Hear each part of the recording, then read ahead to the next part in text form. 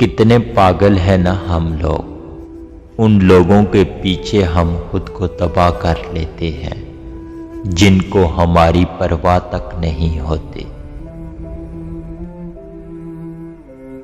इतनी ठोकरें मारने का शुक्रिया ए जिंदगी, चलने का ना सही संभलने का हुनर तो आ ही गया। परदेस बहुत जालिम है, पैसा तो देता है मगर बदले में जिंदगी की सारी खुशियां छीन लेता है।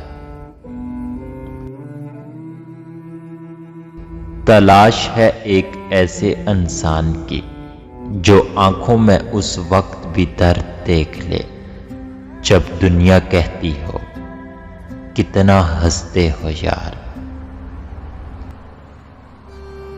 आपके पीछे बात करने वाले दरअसल आपसे बहुत पीछे होते हैं।